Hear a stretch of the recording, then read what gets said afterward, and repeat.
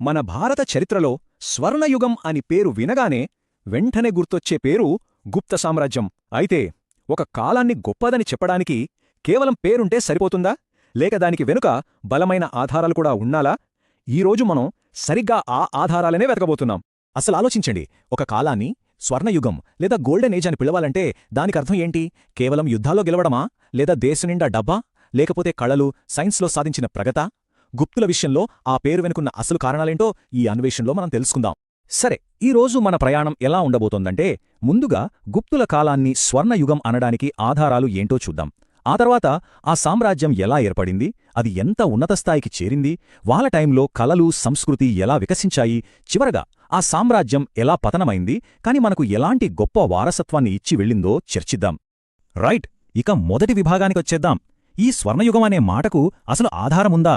చరిత్రకారులు ఈ మాటను అంత బలంగా ఎందుకు చెబుతున్నారో అర్థం చేసుకోవాలంటే వాళ్ళు ఏం చూసి చెబుతున్నారో మనం చూడాలి కదా. మరి గుప్తుల కథంతా మనకెలా తెలిసింది? అవేవో గాలివార్తలు కాదు కదా, దానికి బలమైన ఆధారాలున్నాయి. ఆ కాలంలో రాసిన ఎన్నో పుస్తకాలు, నాటకాలు, చైనా నుంచొచ్చిన ఫాహియాన్ అనే యాత్రికుడు రాసుకున్న డైరీలాంటి రచనలు, అలహాబాద్ లాంటి చోట్ల స్తంభాలపై చెక్కిన శాసనాలు, ఇంకా వాళ్ళు వాడిన ఈ బంగారు నాణేలు, ఇవన్నీ కలిపితేనే మనకు ఆనాటి పూర్తి చిత్రం కళ్ళక్కడుతుంది. ఓకే, ఇక రెండో విభాగానికి వద్దాం. అసలు ఇంత పెద్ద సామ్రాజ్యం ఎలా మొదలైంది?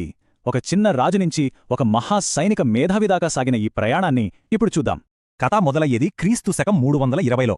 మొదటి చంద్రగుప్తుడు. ఈయన కేవలం కత్తితోనే కాదు, తెలివితో కూడా రాజ్యాన్ని విస్తరించాడు.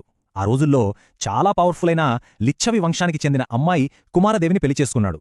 ఈ మ్యారేజ్ అలయన్స్ వల్ల అతనికి రాజకీయంగా చాలా బలం, గౌరవం వచ్చాయి. అలా గుప్త సామ్రాజ్యానికి ఒక స్ట్రాంగ్ ఫౌండేషన్ పడిందన్నమాట. చంద్రగుప్తుడి తర్వాత వచ్చాడు అతని కొడుకు సముద్రగుప్తుడు. ఇతనొక అద్భుతమైన మిలిటరీ జీనియస్. ఇక్కడే ఓ ట్విస్ట్ ఉంది. ఉత్తర భారతదేశంలో శత్రువుల్ని పూర్తిగా ఓడించి వాళ్ళ రాజ్యాల్ని కలిపేసుకున్నాడు. కాని సౌత్కొచ్చేసరికి స్ట్రాటజీ మార్చాడు.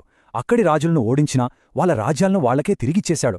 కాని ఒక్కటే కండిషన్, వాళ్ళంతా తన ఆధిపత్యాన్ని ఒప్పుకోవాలి. ఇది చాలా తెలివైన ఎత్తుగడ కదూ. ఒక్కసారి ఈ మ్యాప్ చూడండి. సముద్రగుప్తుడి విజయాలు ఎంత ప్రభావం చూపాయో అర్థమవుతుంది. దాదాపు ఉత్తర భారతదేశం మొత్తం, తూర్పు తీరం, చివరికి మధ్య భారతదేశంలోని అటవీ రాజ్యాలు కూడా అతని కంట్రోల్లోకొచ్చాయి. అతని సామ్రాజ్యం ఎంత విస్తరించిందో కదా. అతని సైనిక విజయాలు, వ్యూహాలు చూసి చరిత్రకారులు అతనికొక పవర్ఫుల్ బిరుదిచ్చారు. అదే ఇండియన్ నెపోలియన్. ఈ ఒక్క పేరు చాలు అతని సత్తా ఏంటో చెప్పడానికి. సరే, సముద్రగుప్తుడు పునాది వేస్తే ఆ సామ్రాజ్యాన్ని శిఖరాగ్రానికి తీసుకెళ్లిన రాజు ఒకరున్నారు. ఆయన రెండవ చంద్రగుప్తుడు. ఈయన కాలమే గుప్తుల శక్తికి, సంపదకు పీక్ స్టేజ్ అని చెప్పొచ్చు. రెండవ చంద్రగుప్తుడు కూడా తన తండ్రి బాటలోనే నడిచాడు. ఒకవైపు పెళ్లి సంబంధాలతో మిత్రులను పెంచుకున్నాడు. మరోవైపు పశ్చిమ భారతదేశంలో ఏళ్ల తరబడి పాతుకుపోయిన శకులను ఓడించాడు. ఈ విజయంతో గుప్త సామ్రాజ్య సరిహద్దులు అరేబియా సముద్రం దాకా విస్తరించాయి. ఈ ఒక్క విజయం వాళ్ల తలరాతనే మార్చేసింది. ఎలాగంటే, శకులను ఓడించడం వల్ల పశ్చిమ తీరంలోన ముఖ్యమైన ఓడరేవులు గుప్తుల చేతికి వచ్చాయి. దాంతో పశ్చిమ దేశాలతో, ముఖ్యంగా రోమన్లతో సముద్ర వ్యాపారం మొదలైంది. ఇక అంతే, డబ్బు వర్షంలా కురిసింది. ఆ సంపదకు సాక్ష్యం కావాలా? ఇదిగో ఈ బంగారు నాణేలే సాక్ష్యం. చూడండి ఎంత అందంగా, నాణ్యంగా ఉన్నాయో. ఈ నాణేలు కేవలం కరెన్సీ మాత్రమే కాదు, ఆ కాలం ఎంత సంపన్నంగా, కళాత్మకంగా ఉండేదో చెప్పే ఆధారాలు. ఇప్పటిదాకా మనం చూసింది యుద్ధాలు, అధికారం, డబ్బు. కాని అసలైన స్వర్ణయుగం అంటే ఇది కాదు.